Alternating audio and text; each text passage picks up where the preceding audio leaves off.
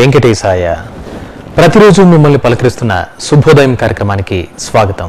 మన ధర్మంలో ఎన్నో విషయాలను ఆనాడే మన ఋషులు మునులు చెప్పారు. వాటిలో కొన్ని విషయాలను ఋషివాక్యం ద్వారా తెలుసుకుందాం. శ్రీ వెంకటేశాయ శ్రీనివాసాయ గోవిందాయ నమో నమః. నమో మహద్భ్యో ఋషిభ్యో గురుభ్యో నమః. సాధనలో ప్రధానంగా చెప్తున్న అంశం ఏంటంటే సత్సంగం సాధించాలి, దుస్సంగం పరిత్యజించాలి. ఈ విషయంపై మనం అనేకం చర్చ చేసుకున్నాం. అది ఆధ్యాత్మిక ప్రగతికి మాత్రమే కాదు, నిత్య జీవన వ్యవహారానికి కూడా సత్సంగం చాలా అవసరం. మన యొక్క స్నేహితులు, మనం ఎవరితో మసలుతున్నామో వారి ప్రభావం మన ఆలోచన విధానంపై తప్పకుండా ఉంటుంది. అందుకే తల్లిదండ్రులు తమ పిల్లలు ఎవరితో తిరుగుతున్నారనే దాన్ని ఎప్పటికప్పుడు గమనించుకుంటూ ఉండాలి. నాస్తికులు, అదేవిధంగా మన ధర్మం గురించి అవహేళన చేసేవారు, అటువంటి వారి సాంగత్యం పిల్లలకు లేకుండా జాగ్రత్త పడాలి. ఆ ధర్మ ప్రబోధము, ఆస్తికత, నీతి మొదలైన వారితోనే సాంగత్యం ఉండేటట్టు చూడాలి. ఇది చాలా ముఖ్యమైన అంశం. ఎందుకంటే వారి ప్రభావం వీరి ఆలోచనల మీద పడుతుంది. వీరి క్రమంగా అవినీతి పరులుగాను, నాస్తికులుగాను, సనాతన ధర్మాన్ని విడిచిన వారుగాను తయారు కావచ్చు. ఇది తెలుసుకోవాల్సింది. అదేవిధంగా ఒక్కొక్కప్పుడు వాడు చెడ్డవాడని మనం తెలిసినప్పటికీ కూడా వాడితో కలిసి ఉంటూ ఉంటే కొన్ని పనులు చేయక తప్పదు. అది కూడా దోషం ఏర్పడుతుంది. అందుకే ఎప్పుడైనా సరే దుష్టులతో సాంగత్యం వెంటనే పరిత్యజించాలి అని పెద్దలు చెప్తుంటారు. దానికి చెప్తూ ఒక అద్భుతమైనటువంటి సూక్తిని పెద్దలు అందించారు. అసతాం సంగదోషేన సాధనో యాంతి విక్రియాం దుర్యోధన ప్రసంగేన భీష్మో గోహరణే గతః అని. చెడ్డవారితో సంబంధం వల్ల మంచివారు కూడా చెడ్డ పనులు చేయాల్సి వస్తుంది. అందుకే వారితో సాంగత్యం కూడదు. ఉదాహరణగా ప్రజలకు బోధిస్తూ ఒక మాట అంటున్నాడు ఇక్కడ సూక్తికారుడు. దుర్యోధనుడితో ఉన్నటువంటి సాంగత్యం చేత భీష్ముడు కూడా గోహరణానికి వెళ్లాల్సి వచ్చింది కదా అన్నారు. ఇది గోగ్రహణం కథ విరాట పర్వంలో వచ్చేదాన్ని ప్రస్తావిస్తున్నది. అక్కడ నిజానికి దుర్యోధనుడు దురుద్దేశంతోనే ఉత్తర గోగ్రహణానికి వెళ్ళాడు. ఈ సలహా ఇచ్చింది ఎవరయ్యా అంటే శకుని. ఆ సలహా మేరకు అందులో కర్ణుడు వంత పలికాడు. దీనితో దుర్యోధను ప్రణాళిక వేశాడు. దానికి అనుగుణంగా బయలుదేరి తీశాడు. అప్పుడు ధృతరాష్ట్రుడి మాట మేరకు ఇది తగని పని అని తెలిసిన భీష్మాదులు వెళ్ళవలసి వచ్చింది. అంటే దుష్ట సాంగత్యం వల్ల అంటే మహాత్ములు కూడా చెడ్డ పనులు చేయవలసి వచ్చింది. ఇది తెలుసుకోవాల్సింది ఇక్కడ. అలాగా దుర్యోధన్ని కూడని పనుల వైపు ప్రేరేపించినటువంటి సాంగత్యం అతడికి ఉంది. దానివల్ల భీష్మాదులకు కూడా తప్పలేదు. అంటే దుస్సంగ ప్రభావం ఎలా ఉంటుందో తెలుస్తున్నది ఇక్కడ.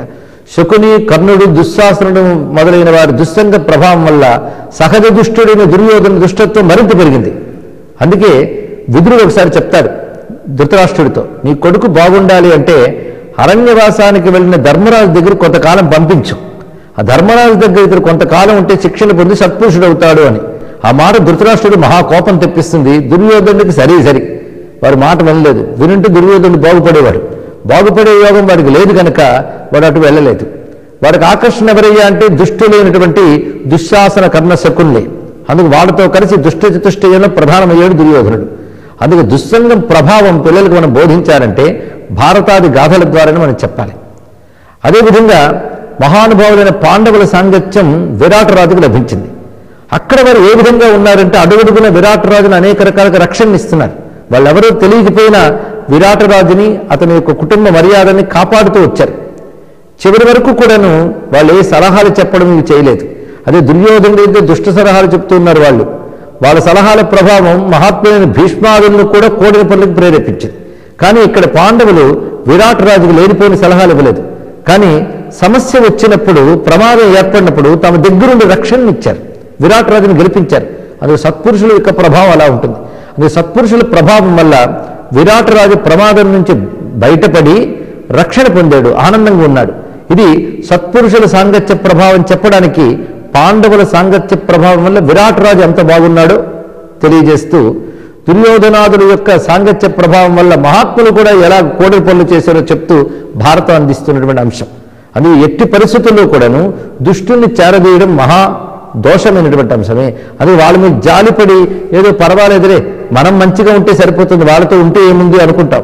కానీ తప్పకుండా వాళ్ళ సమీపంలో ఉన్నప్పుడు ప్రకంపనలు తప్పకుండా ఉంటాయి.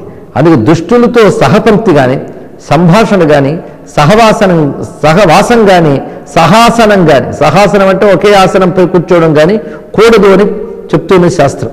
ఈ పైకి చూడడానికి చాదస్తంలా కనబడ్డా సూక్ష్మమైనటువంటి అంశాలతో చూసి పెద్దలు లోతుగా చెప్పినటువంటి విషయములు ఇవి. అందపి గుణాయ గుణినాం మహదపి దోషాయ దోషినాం సుకృతం తృణమపి దుగ్ధాయ గవాం దుగ్ధమపి విషాయ సర్పానాం. గుణవంతుడికి ఒక చిన్న ఉపకారం చేసినా అది మంచికి దారితీస్తుంది. గుణహీనులకి ఎంత గొప్ప ఉపకారం చేసినా అది దోషానికే దారితీస్తుంది.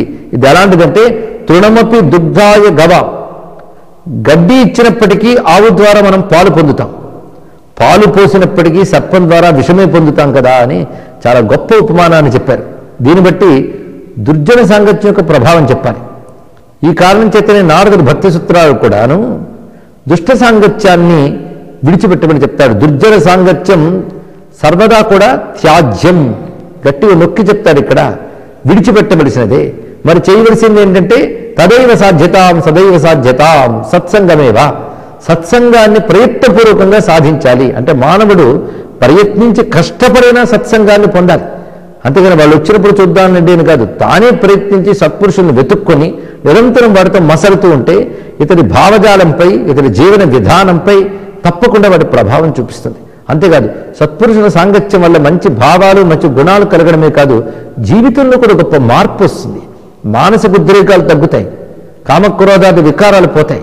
అలాగే చీటి మాటికి వచ్చే కోపం కానీ, లేనిపోని దిగాలుతనం కానీ, ఇవన్నీ కూడా సత్పురుషుల సాంగత్యం వల్ల తొలగి వారు ఆనందంతో ఉంటారు. ఎందుకంటే సత్పురుషుల నుంచి వచ్చే సద్భావ శక్తి తరంగాలకి అంత ప్రభావం ఉంటుంది కనుక దుర్జన సాంగత్యం విడిచిపెట్టాలనే దానికి మరొక రకమైన వివరణ ఇవాళ ఇచ్చుకోవడం జరిగింది. ఇటువంటి విషవాక్యాలకు నమస్కరిస్తూ స్వస్తి. కాశీ క్షేత్రంలో కొలువై భక్తులను అనుగ్రహిస్తున్న దైవం శ్రీ కాశీ విశ్వనాథుడు.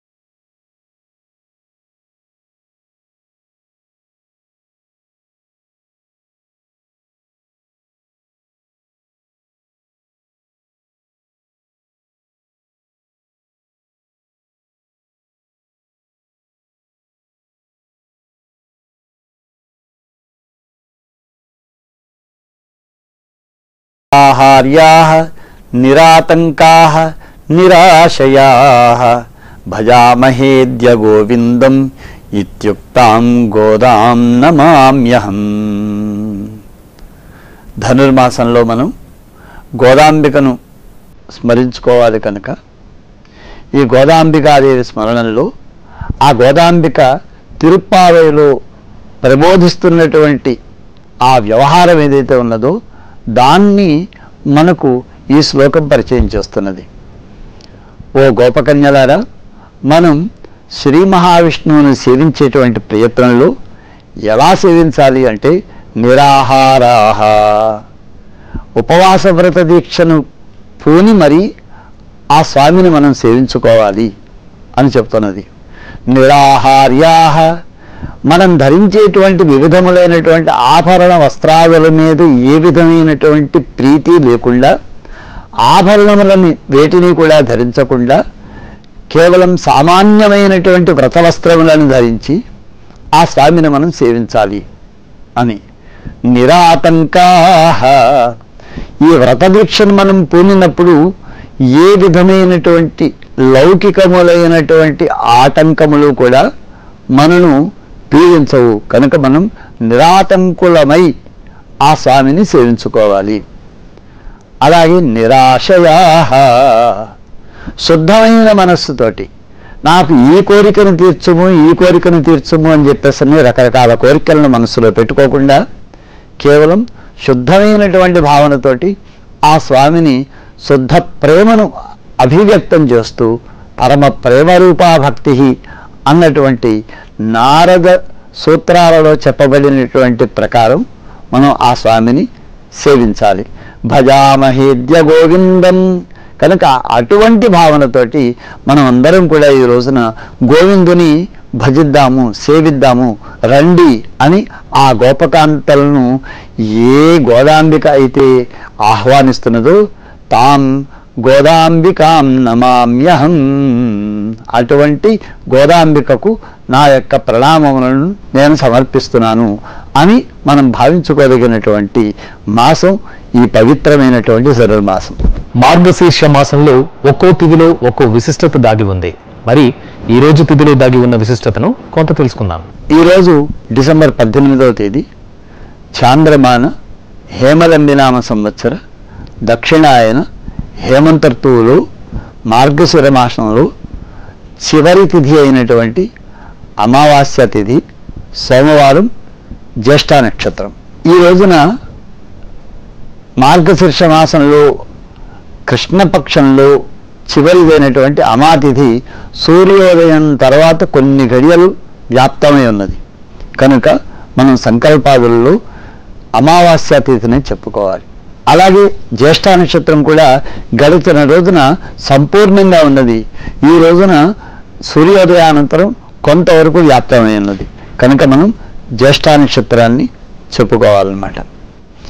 ఇక సోమవారం కనుక శివోపాసనాదులను మనం, అలాగే ఈ రోజు నుంచి తిరుమలలో స్వామివారి సన్నిధిలో అధ్యయనోత్సవ సమారంభం కూడా జరుగుతుంది. ఇవి ఈనాటి తిథి వార నక్షత్రాలకు సంబంధించిన కొన్ని విశేషాలు. ఈ ఉదయం సాంబ సదా శివ స్తోత్రాన్ని తిలకిద్దాం. సదా ఆ పరమేశ్వరుని అనుగ్రహం మనకు కలగాలని వేడుకుందాం. సాంబ సదా శివ సాంబ సదా శివ సాంబ సదా శివ సాంబ శివ సాంబ సదా శివ సాంబ సదా శివ సాంబ సదా శివ సాంబ శివ సాంబ సదా శివ సాంబ సదా శివ సాంబ సదా శివ సాంబ శివ సాంబ సదా శివ సాంబ సదా శివ సాంబ సదా శివ సాంబ శివ.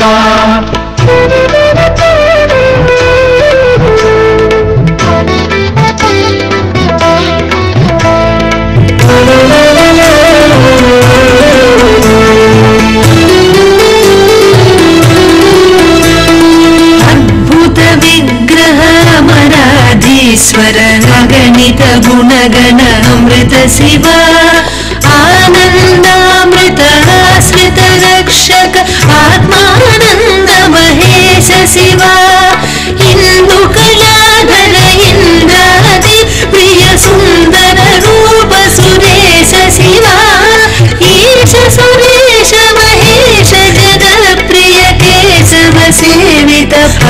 శివ సాంబ సదా శివ సాంబ సదా శివ సాంబ సదా శివ సాంబ శివ సాంబ సదా సదా శివ సాంబ సదా శివ సాంబ శివ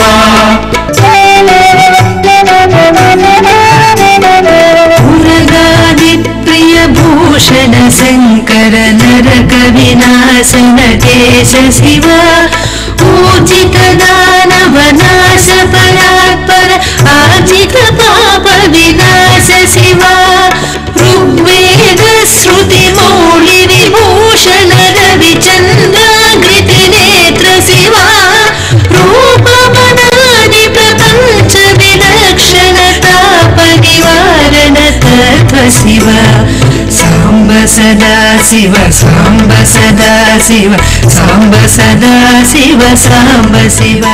ఈనాటి శుభోదయం కార్యక్రమం మిమ్మల్ని అలరించిందని ఆశిస్తూ రేపటి శుభోదయం కార్యక్రమంలో మళ్ళీ కలుసుకుందాం. ఓం నమో వెంకటేశాయ.